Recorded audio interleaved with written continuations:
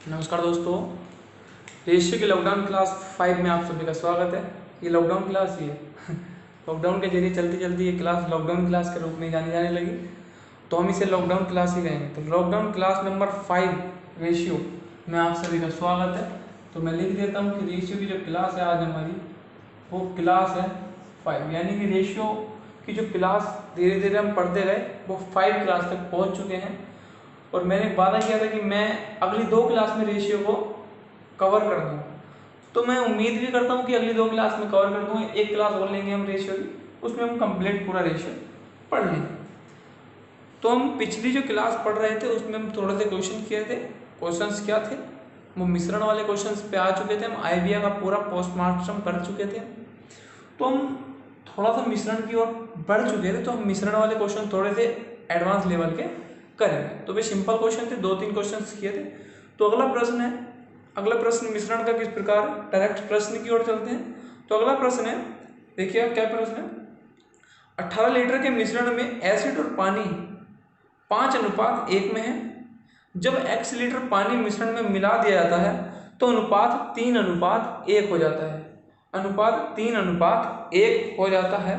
हमसे पूछ रहा है कि बताइए x का मान क्या है, what is the value of x, यानी कि x की वैल्यू क्या है। तो हमारे पास टोटल 18 लीटर क्या था,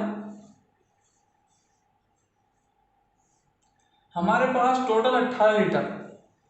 एक मिनट, तो मैं कल वाले क्वेश्चन डिस्कस कर रहा हूँ, जो लास्ट क्वेश्चन थे 3, वो लास्ट क्वेश्चन क्या थे। तो एक पहला क्वेश्चन था हमारा, उसमें मैं इसे बाद में करूंगा, पहले मैं वाले क्वेश्चन आपको डिस्कस करके दिखा दूं कि बेसिकली उन क्वेश्चंस में कहा क्या गया था।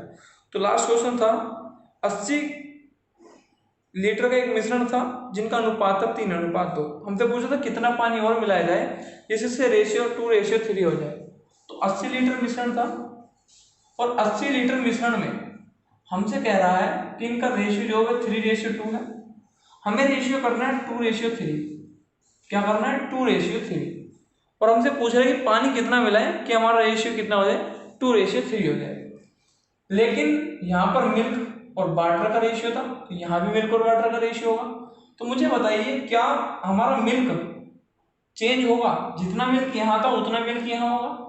तो मैं इन रेशियो को बराबर कर लूँ, यानी कि मिल्क की यहाँ भी वैल्यू बराबर कर लूँ, यहाँ भी वैल्यू बराबर। दूसरा तरीका है उसका, तो यहाँ मैं ऊपर वाले में गुणा कर दूँ 2 से, नीचे वाले में गुणा कर दूँ 3 से। तो ये कितना हो जाएगा? 6:9। ये कितना हो जाएगा? 3×6:4। कितना होगा? 6:4। 80 लीटर का मिश्रण था जिसमें अब अनुपात मिल्क और वाटर यानी कि दूध और पानी का अनुपात 6:4 है। हमने कुछ पानी मिलाया, यानी कितने हिस्से मिला दिए? 5 हिस्से मिला दिए, जिससे अनुपात हो गया 6:9। पानी बदला बस, अनुपात कितना हो गया? 6:9। मैंने दूध की मात्रा सेम कर ली। तो मैं अगर बात करूं 6 और 4 टोटल इससे 10 लीटर रिप्रेजेंट कर रहे हैं 80 लीटर को, तो एक हिस्सा रिप्रेजेंट कितने को मिल रहा है? एक हिस्सा रिप्रेजेंट कितने को करेगा? एक हिस्सा रिप्रेजेंट करेगा 8 को। एक हिस्सा 8 को रिप्रेजेंट कर रहा है, और हमने 5 हिस्से पानी बढ़ाया, तो हमारा जो पानी बढ़ा होगा वो कितना बढ़ा होगा? 40 लीटर, यानी कि 5×40 लीटर हमारा पानी बढ़ा होगा। यही हमारे प्रश्न का उत्तर था जो हमने किया था। चलिए मैं एक बार अगला प्रश्न और बता दे रहा हूं। इसी का जो अगला प्रश्न था वो क्या था, ठीक है? अगला प्रश्न क्या था? अगला प्रश्न था कि मिल्क और वाटर वाला, ये तो 4 लीटर, ये तो चलो सिंपल था। अगला प्रश्न था 50 लीटर में सोडा और अल्कोहल और सोडा 50 लीटर था। 50 लीटर में सोडा और अल्कोहल था, जिनका रेशियो था बच्चा 3:2। हमसे पूछा कितना सोडा और मिलाया जाए जिससे रेशियो नया हो जाए 6:7, यानी कि 6:7 हमारा नया रेशियो हो जाए। हमसे पूछ रहा है कि कितना सोडा और मिलाया जाए। यहाँ इसकी वैल्यू 3 है, इसकी वैल्यू 6 है। ये तो दोनों जगह समान ही रहनी है, तो मैं इस वाले में कितने से गुणा कर दूं? 2 से। 3 दूनी 6, तो ये वाला कितना हो जाएगा? 4। तो 6:4 से हमें बनाना 6:7, तो कितने की बढ़ोतरी करनी पड़ेगी? 3 की। तो 6 का मतलब 6×4 10 रिप्रेजेंट कर रहा है 50 लीटर को, तो एक रिप्रेजेंट कितने को कर रहा होगा? एक रिप्रेजेंट कितने को कर रहा होगा? एक रिप्रेजेंट कर रहा होगा बच्चा 5 को। तो 3 रिप्रेजेंट कितने कर रहे हो? 3×5 15। 15 लीटर में बढ़ाना पड़ेगा सोडा, तब जाकर हमारा जो अनुपात है वो 6:7 होगा। अब हम अपनी क्लास कंटिन्यू करते हैं। तो अपनी अगली क्लास में हम पढ़ेंगे, यानी कि इसी क्लास में जो पढ़ेंगे हम वो पढ़ेंगे मिश्रण के थोड़े से एडवांस क्वेश्चंस। तो एडवांस क्वेश्चंस की ओर अपना चलते हैं।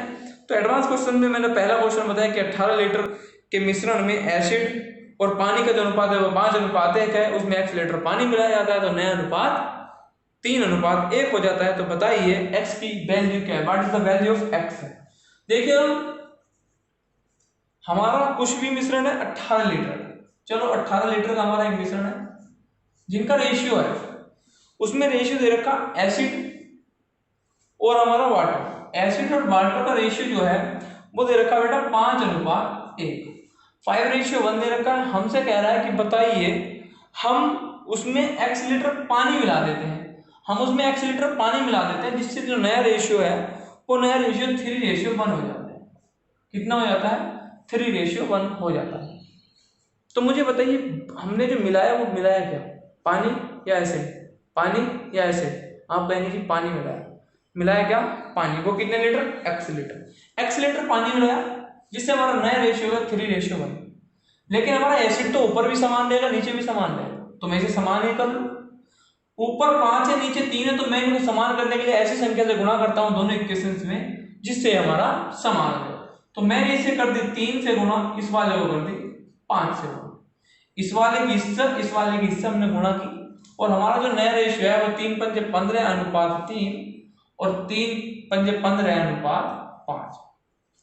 15:3 15:5, 15:3 में 18 लीटर मिश्रण था जिसमें कि 15 लीटर हमारा होगा एसिड, 3 लीटर होगा पानी। तो मुझसे पूछ रहा है कि बताइए कितने लीटर बढ़ाना पड़ेगा, तो कितना भाग बढ़ाना पड़ा? 2। और 15×3 18, 18 भाग बराबर 18 लीटर, तो 1 भाग बराबर 1 लीटर। तो हमने 2 भाग बढ़ाया तो 2 लीटर ही बढ़ाएंगे या नहीं बढ़ाएंगे? तो हमारा जो पानी बढ़ाया जाएगा वो कितने लीटर बढ़ाया जाएगा?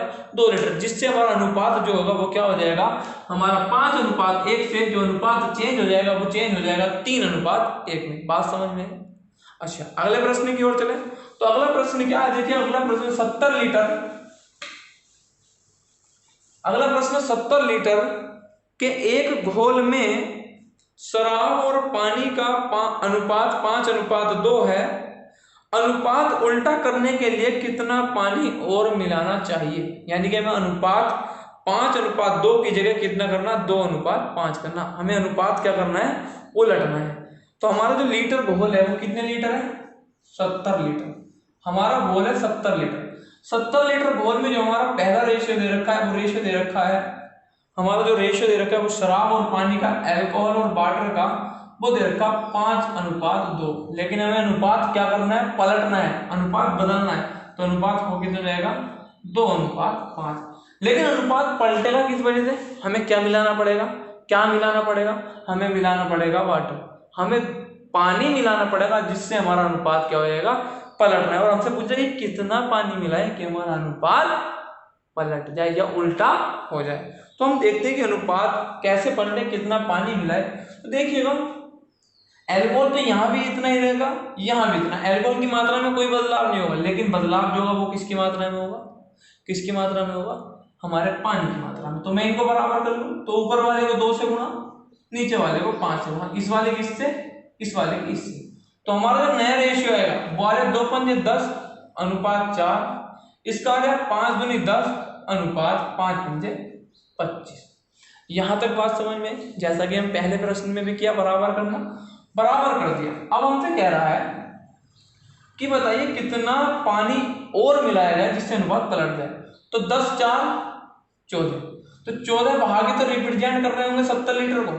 जब 14 भाग 70 लीटर को रिप्रेजेंट कर रहे हैं तो यहां से एक भाग की वैल्यू आएगी 5 लीटर, एक भाग की वैल्यू 5 लीटर।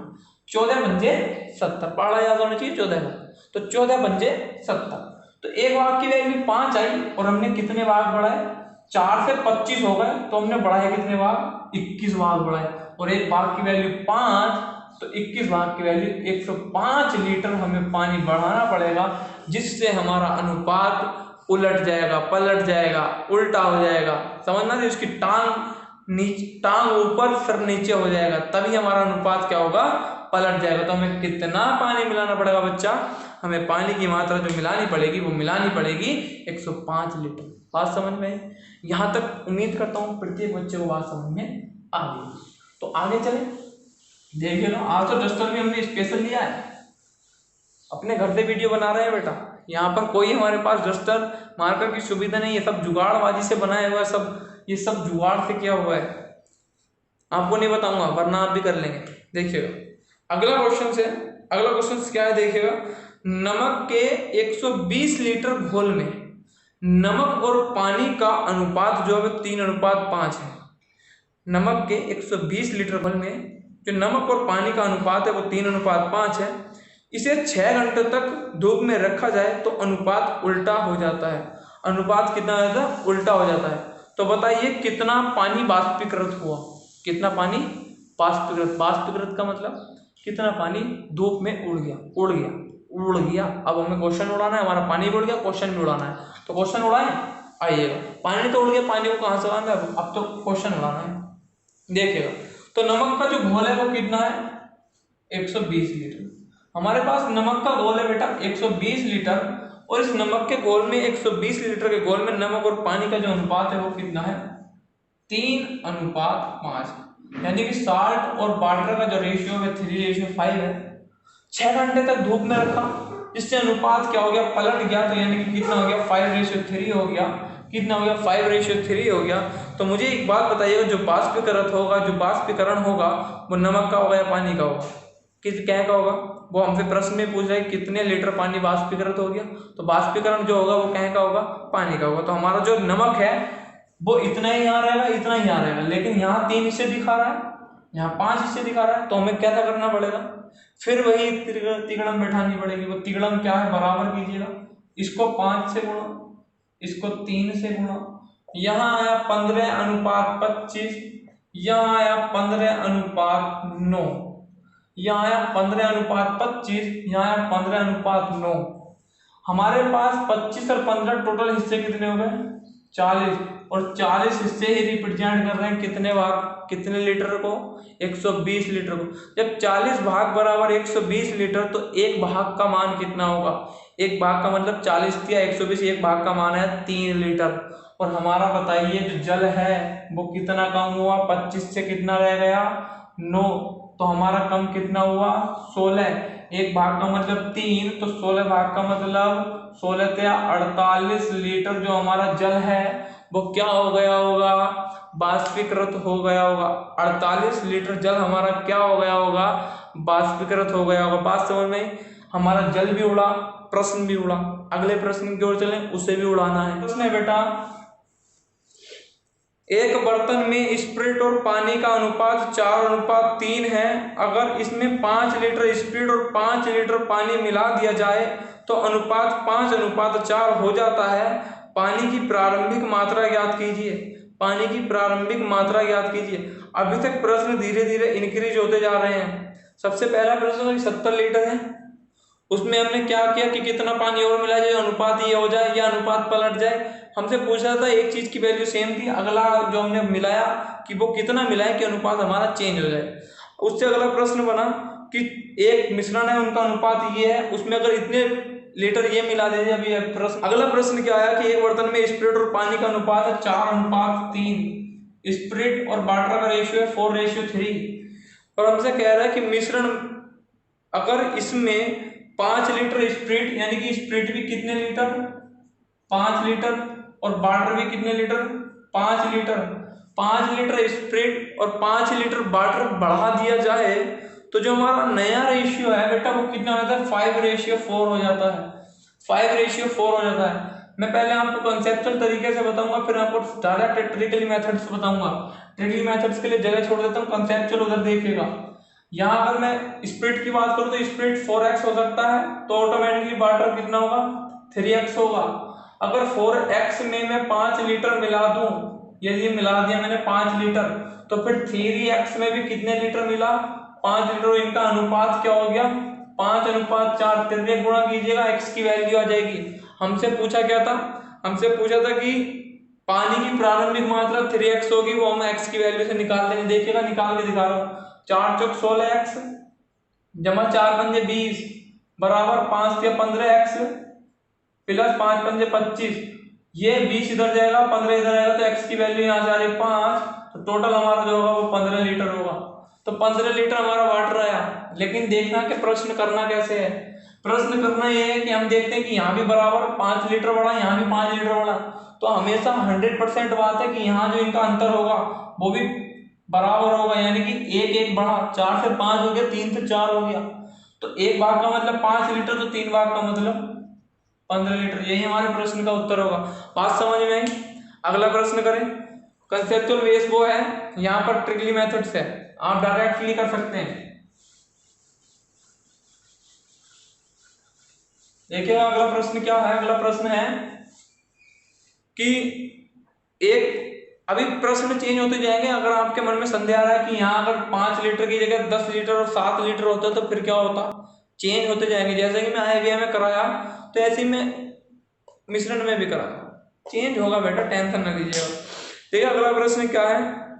एक पात्र में 63 लीटर सेब रस और पानी का मिश्रण है, यानी कि एप्पल जूस और वाटर का जो मिश्रण है वो टोटल तो 63 लीटर है। तो इस मिश्रण में जो अनुपात है, इनका अनुपात है बेटा 3:4। एप्पल जूस और वाटर का जो रेशियो है वो 3:4 है। यदि इसमें 14 लीटर मिश्रण निकाल दिया जाए, यानी कि पूरे मिश्रण में से 14 लीटर निकाल दिया जाए, माइनस कर दिया जाए, और 5 लीटर और 6 लीटर पानी मिला दिया जाए, और जो 6 लीटर क्या मिला दिया जाए, पानी मिला दिया जाए, तो पूछ रहा है कि बेटा बताइए अंतिम मिश्रण में सेब रस का प्रतिशत ज्ञात कीजिए। बहुत ही शानदार प्रश्न है, ध्यान से समझिएगा, एक एक पॉइंट को ध्यान से समझिएगा, वरना सिर के ऊपर को उड़ जाएगा। आप प्रश्न नहीं उड़ा पाएंगे, प्रश्न अपना आप उड़ जाएगा सिर के ऊपर से, हवाई जहाज की तरह। देखिएगा 63 लीटर मिश्रण है। 63 लीटर मिश्रण में जो एप्पल जूस और वाटर का रेशियो वो 3:4 है। पूरे मिश्रण में से 14 लीटर मिश्रण निकाल दिया गया, और हमसे कह रहा है कि यदि हम 14 लीटर मिश्रण निकालने के बाद 6 लीटर पानी और मिला दें, तो नए मिश्रण में एप्पल जूस सेब रस का प्रतिशत ज्ञात कीजिए। तो हमसे प्रश्न पूछ रहा है, तो प्रश्न बहुत ही शानदार सटीक प्रश्न है, तो प्रश्न को ध्यान से समझिएगा। मैं अगर बात करूं तो 3 और 4 टोटल हिस्से कितने होंगे एप्पल जूस, इसके पूरे मिश्रण के 7 हिस्से, और 7 हिस्से रिप्रेजेंट कितने को कर रहे होंगे, 63 लीटर को। तो 7 हिस्से रिप्रेजेंट कर रहे हैं 63 लीटर को, तो मुझे यहाँ से एक हिस्से की बात, एक हिस्से का मान बताइए, एक भाग का मान बताइए। 7 हिस्से 63, तो एक हिस्से का मतलब हो रहा है 7 नंग 63, एक हिस्से का मतलब 9 है। तो मुझे बताइए एप्पल जूस होगा 9 के 27 लीटर होगा, और मैं बात करूं वाटर की तो 9 के 36 लीटर होगा। यहाँ तक किसी बच्चे को कोई समस्या, यहाँ तक कोई समस्या नहीं होनी चाहिए। 27 लीटर हमारा एप्पल जूस, और वाटर जो है वो है 36 लीटर। अब जो हमारा मिश्रण निकला वो कितना निकला, 14 लीटर। तो 14 लीटर जो मिश्रण निकलेगा वो मिश्रण भी उसी अनुपात में निकलेगा जिस अनुपात में दे रखे हैं। तो 14 लीटर में अगर मैं बात करूं, 14 लीटर पर मैं 3:4 में बांटू, 3:4 में डिवाइड करूं, तो 3 और 4 7, 7 हिस्से बराबर 14 है, तो एक हिस्से का मान कितना आ रहा, 2। तो ये जो हमारा एप्पल जूस है वो कितने लीटर कम हो रहा होगा, 6, और ये कितना हो रहा होगा, 4 दूनी 8। देखिएगा 8 से 14 लीटर जो हमने पूरा पूरा बट गया, 14 लीटर जो कम होगा वो उसी रेशियो में कम होगा जिस रेशियो में हमारे ये दे रखे थे। तो हमारा जो मिश्रण निकला ना, वो अगर मैं बात करूं वाटर की, तो वाटर हम ऐसे निकाल देते, लेकिन वो निकला मिश्रण, तो मिश्रण 14 लीटर निकला, तो वो भी उसी रेशियो में निकलेगा जिस रेशियो में दे रखा था। तो इस रेशियो में अगर मैंने निकालू 3:4 में, तो 6 लीटर निकलेगा एप्पल जूस और 8 लीटर निकलेगा मेरा वाटर। तो मैं यहाँ से 6 लीटर एप्पल जूस निकाल देता हूँ, तो कितने लीटर बचेगा, 21। और मैं अगर यहाँ से 8 लीटर निकाल दूं ये, तो -8, तो कितना बचेगा, 36 में से 8 गया 28। लेकिन बेटा एक बात बताइएगा, अब क्या होगा कि अब हम कितने लीटर पानी और मिला देंगे, 6 लीटर, तो 28 6 34, तो हमारे पास 34 लीटर हो गया वाटर, और एप्पल जूस हो गया 21। तो टोटल मिश्रण बताइए कितने लीटर बैठ रहा है, 55 लीटर। और हमसे पूछ रहा है कि बताइए अंत में एप्पल जूस यानी कि सेब रस का प्रतिशत ज्ञात कीजिए। तो 21 है किस पर, 55 पर। तो हमसे पूछ रहा है कि बताइए 100 पर कितना होगा, यानी कि परसेंट ज्ञात करना है ना। तो मैं यहाँ से काटूं तो 11 बार कटा, ये कटा 20 बार, 21 दूनी 42, 420/11 है। और मैं यहाँ से काटूं तो लगभग 38% हमारा आ रहा है कि 38% उसकी प्रतिशतता होगी हमारे एप्पल जूस की या सेब रस की, जो कि हमारे अंतिम मिश्रण में होगी, वो कितने परसेंट होगी? 38% होगी। यहाँ तक बात समझ में आई? तो अगले प्रश्न की ओर चले मेरा बच्चा। देखिएगा अगला प्रश्न, धीरे धीरे हम चल रहे हैं, धीरे धीरे। अगला प्रश्न क्या है देखिएगा, अब चलते हैं हम नेक्स्ट टाइप की ओर। नेक्स्ट टाइप क्या है कि सिक्के वाला प्रश्न। तो कॉइंस की ओर चलते हैं कि कॉइंस, सिक्के वाला, कॉइंस यानी कि सिक्के पर आधारित प्रश्न। तो सिक्के पर आधारित प्रश्न मैं करने से पहले आपको 2-3 चीज बता देता हूं कि सिक्के वाला असल में क्या उसका मेथड है, क्या तरीका है। तो सिक्के का थोड़ा सा कंसेप्ट होता है, कंसेप्ट आप समझिएगा कंसेप्ट क्या है। तो मैं अगर 1 रुपए 50 पैसे 25 पैसे के सिक्कों की बात करूं मैं, और 20 पैसे लिख देता हूं और 10 पैसे लिख देता हूं। मैं सभी के कॉइंस अगर बात करूं तो इसके भी कॉइंस 40, इसके भी 40, इसके भी 40, इसके भी 40, इसके भी 40। और मैं यहां से अगर रुपए की बात करूं तो रुपए जो निकलेंगे इसमें 40 रुपए निकलेंगे। 50 पैसे के 40 सिक्के, तो रुपए कितने होंगे? 20। कैसे होंगे? 40 सिक्के हैं 50 पैसे के, एक सिक्के का मतलब होता है आधा रुपया, 1/2। तो मैंने रुपए निकाले 40 सिक्के में, तो कितने रुपए निकले? 20। अब 40 सिक्के हैं 25 पैसे के, एक 25 पैसे में जो रुपए का मान होता है वो होता है 1/4। कहां से आता है मैं बता रहा हूं कहां से आ रहा है, 10 रुपए। 25 पैसे मैं रुपए में कन्वर्ट कर रहा हूं तो बटे 100 करना पड़ेगा, तो 25 का 1/4 रुपया। ऐसे ही यहाँ पे 20 पैसे 40 गुणा 1/5 तो 8 रुपए। और मैं ऐसे यहाँ पे बात करूँ तो 40 गुणा 1/10 4 रुपए। तो यहाँ से धीरे धीरे आपको समझ में आ रही होगी बात कि 1 रुपए के 40 सिक्के, सभी के 40 सिक्के हैं, सिक्कों की संख्या बराबर है, लेकिन रुपए जो निकल रहे हैं 40, 20, 10, 8, 4 रुपए चेंज होते जा रहे हैं। इस चीज को आपको समझना पड़ेगा। बस यही चीज है आपके सिक्के पर आधारित प्रश्न में। और देखिए मैं एक बात और बता दे रहा हूं। दूसरी बात क्या है सिक्के में? दूसरी बात यह है कि मैं इस बार अगर रुपए बराबर रख लूं, रुपए 10, बस इतनी बात, मैं रुपए 10 रख रहा हूं यहां तक। अगर मैं रुपए 10 रख लूं तो सिक्कों की संख्या, चलो मैं यहां तक कर लेता हूं 10। अगर मैं रुपए बराबर रख लूं तो फिर कॉइंस कितने होते हैं? कॉइंस की संख्या कितनी होगी? 10 रुपए, तो सिक्के भी कितने होंगे? 1 रुपए का 1 सिक्का, तो 10 रुपए में 10 सिक्के आएंगे। 10 रुपए, 1 रुपए में 2 सिक्के 50 पैसे के, तो 10 रुपए में कितने? 20 सिक्के। 10 रुपए, 1 रुपए में 4 सिक्के, तो 10 रुपए में 40 सिक्के। 10 रुपए, 1 रुपए में 5 सिक्के, तो 10 रुपए में 50। 1 रुपए में 10 और 10 रुपए में 100। तो आपको समझ में आ गई होगी बात। उम्मीद करता हूं कि सिक्के की संख्या और रुपए की संख्या में थोड़ा सा भिन्न डिफरेंस होता है, और ये डिफरेंस मैंने आपको बता दिया कि यहां तक अगर ये चीज किसी बच्चे को समझ में नहीं आ रही है तो बहुत ही गंभीर समस्या है उसके लिए, और उसका फिर उसे अपने जीवन के प्रति बहुत ही घोर प्रयत्न करना पड़ेगा, कि उसे सोचना पड़ेगा, उसको नींद नहीं आनी चाहिए कि मुझे ये बात समझ में क्यों नहीं आ रही। बहुत ही गलत बात होगी फिर उसके लिए, उसके जीवन के लिए। आइएगा हम प्रश्न की ओर चलें कि प्रश्न क्या है। प्रश्न नंबर पहला, एक बैग में 1 रुपए 50 पैसे और 25 पैसे के सिक्कों का अनुपात जो है वो 6:15:16 है। यदि सिक्कों का कुल मूल्य 1050 है तो 1 रुपए के सिक्कों की संख्या होगी। यदि सिक्कों का कुल मूल्य 1050 है तो 1 रुपए के सिक्कों की कुल संख्या ज्ञात कीजिए। देखिए हमारे पास जो एक बैग है उसमें 1 रुपया 50 पैसे और 25 पैसे के सिक्के जिनका रेशियो है 6:15:16, 6:15:16। ये है कॉइंस का अनुपात, ये है कॉइंस का अनुपात। अगर मैं रुपए का अनुपात बात करूं, रुपीज का, तो रुपीज का जो अनुपात होगा वो अनुपात क्या होगा कि 6 अनुपात में। अगर मैं मान लू 6 ही सिक्के हैं तो कितने होंगे फिर? 6 रुपए होंगे। मैं भी रुपए का अनुपात निकालू तो 15 सिक्कों में जो अनुपात निकलेगा वो कितने? 15/2। मैं इसके बटे में 2 कर रहा हूं। मैं यहाँ से रुपए निकालूं, 15 सिक्के हैं 50 पैसे के, तो रुपए कितने होंगे? 15/2 होंगे, 15/2 होंगे। अभी मैं कर रहा था उधर। अगली बात करूं, 25 पैसे के 16 सिक्के हैं, तो हमारे पास 16/4। अब 4 से तो 4 कैंसिल आउट हुआ, 4 चौक 16। अब ये 2 खत्म करना है, मुझे रेशियो निकालना है, तो 2 छम 2 ऊपर गुणा में गया 15 और 8, ये इधर जाएगा गुणा में। तो 12:15:8 है हमारा किसका अनुपात? रुपए का अनुपात। 12, 15 27 और 8 35, यानी कि टोटल जो भाग आए वो हमारे रुपए के कितने हैं? 35 भाग। लेकिन हमारे प्रश्न में दे रखा 1050 रुपए। 35 भाग बराबर होंगे 1050 रुपए, तो मैं यहां से निकालू तो एक भाग का मतलब कितना आया? 30 रुपए।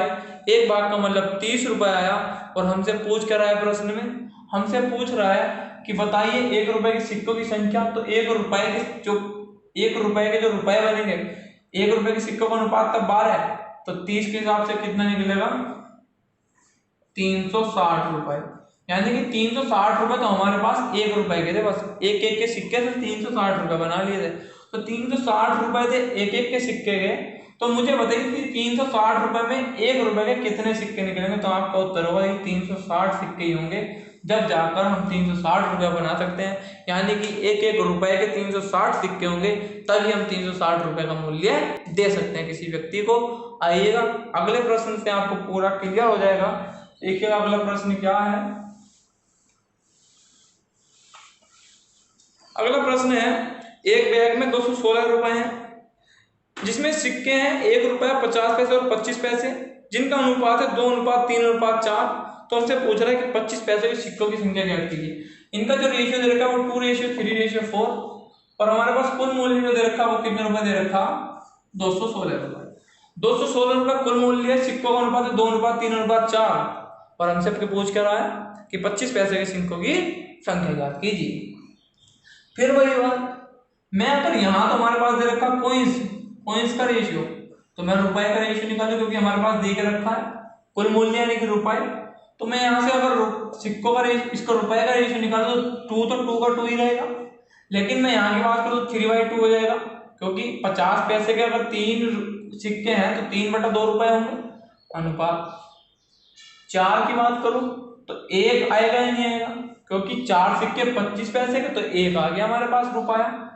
अब मैं यहाँ से इसका रेशियो जो बटे आ रहा है, बटे को खत्म कर दो तो 4:3:2 हमारा रेशियो आएगा। यानी कि इसकी गुणा इधर हो जाएगी, हमने बटे खत्म कर दिया, तो ऊपर इसकी गुणा 2 से 2 कैंसिल आउट होगा, तो इसकी 4, इसका 1, इसका 3, तो 4:3:2 आ गया हमारा। ये 4:3:2 क्या आया? मूल्य का अनुपात। यानी कि जो हमारा मूल्य होगा, वो जो मूल्य बटेगा वो 216 रुपए जो बटेंगे 4:3:2 में बटेंगे। तो 1 रुपए के जो रुपए होंगे वो 4 हिस्से होंगे, 50 पैसे के जो होंगे वो 3 हिस्से होंगे, और 25 पैसे के जो होंगे वो कितने हिस्से होंगे? 2 हिस्से होंगे। 4 3 7 2 9, तो 9 हिस्से रिप्रेजेंट कर रहे हैं हमारे 216 रुपए को। तो एक हिस्से की बात करूं तो हमारा आ रहा है 24। एक हिस्से की बात करूं 24, हमसे पूछा किस रुपए के सिक्के? 25 पैसे के। तो 24 दूनी 48 रुपए जो होंगे वो होंगे 25 पैसे के सिक्के। रुपए की बात कर, रुपए का अनुपात है, तो 48 रुपए 25 पैसे के सिक्के। अब 1 रुपए में 4 सिक्के 25 पैसे के, तो 48 रुपए में 48 गुणा 4 यानी कि 192 सिक्के नहीं होंगे, 192 सिक्के होंगे हमारे क्या के? 25 पैसे के। 25 पैसे के जो सिक्कों की संख्या होगी वो होगी हमारी 192। अगला प्रश्न करते हैं, अगले प्रश्न की ओर देखिएगा क्या प्रश्न है। उम्मीद करता हूं कि बात समझ में आ रही होगी। अगला प्रश्न है बेटा, एक बैग में 1 रुपया 50 पैसे और 25 पैसे के सिक्के हैं, जिनके मूल्य का अनुपात, अब इस बार मूल्य का अनुपात है सिक्कों का नहीं, जिनके मूल्य का अनुपात 12:10:7 है, और सिक्कों की संख्या 600 है, तो 50 पैसे के सिक्के होंगे। देखिएगा एक बैग है, 1 रुपया 50 पैसे और 25 पैसे, जिनके मूल्य का अनुपात दे रखा 6:, मूल्य का अनुपात है 12:10:7, 12:10:7 दे रखा रुपए का अनुपात, 12:10:7 है मूल्य का अनुपात। और हमसे कह रहा है कि यदि कुल सिक्कों की संख्या 600, टोटल कॉइंस कितने हो? 600 हो, तो हमें बताइए कि 50 पैसे के सिक्के कितने हैं। तो 50 पैसे के सिक्के कितने हैं। मैं सिक्कों की बात करूंगा, सिक्कों का अनुपात निकालू कोइंस का। अभी मैं कोइंस से रुपीस निकाल रहा था, इस बार मैं रुपीस से कोइंस निकालूंगा। तो मुझे बताइए अगर 12 रुपए हैं 1 रुपए के, तो सिक्के भी कितने होंगे। आप कहेंगे 12 ही होंगे, सही बात है। 12 रुपए 1 रुपए के सिक्के, तो 12 सिक्के होंगे नहीं होंगे। अब मैं बात करूं 10 रुपए हैं 50 पैसे के, तो सिक्के कितने होंगे। यानी कि 1 रुपए में 2 सिक्के, 10 रुपए में 20 सिक्के, अनुपात आ गया। अब इसकी बात करूं कि 1 रुपए में कितने सिक्के, 4 सिक्के, तो 7 रुपए में 28। अभी किसी चीज से कट रहा है जी, कट रहा है 4 से कट रहा, 4 से काट रहे थे, 4 से काटा हमने, या आप 4 से काटिएगा नहीं, छोड़िए, आपको तो डायरेक्ट उत्तर देना है। 18 रुपए 40 और 20 60, 60 भाग आए हमारे कहें के सिक्के के। कोइंस के जो भाग है वो कितने हैं, 60 है, और हमारे पास कोइंस की संख्या कितनी दे रखी, 600। तो एक भाग का मतलब कितना आ गया, 10। हमसे पूछा क्या, हमसे पूछा है प्रश्न में कि 50 पैसे के सिक्कों की संख्या ज्ञात कीजिए। तो 50 पैसे के सिक्के कितने थे, 20 भाग, तो एक भाग का मतलब 10, तो 20 भाग का मतलब 20 भाई 200, यानी कि 200 सिक्के कितने पैसे के होंगे हमारे, 50 पैसे के। यहाँ से हम किसी का भी निकालते 280 सिक्के होंगे भाई साहब हमारे 25 पैसे के, और 120 सिक्के होंगे 1 रुपए के। जब जाकर कितने रुपए बनेंगे हमारे, कितने रुपए बनेंगे टोटल। रुपए का तो कोई जिक्र ही नहीं है, जो रुपए का जिक्र नहीं है। देखिएगा अगला प्रश्न करते हैं।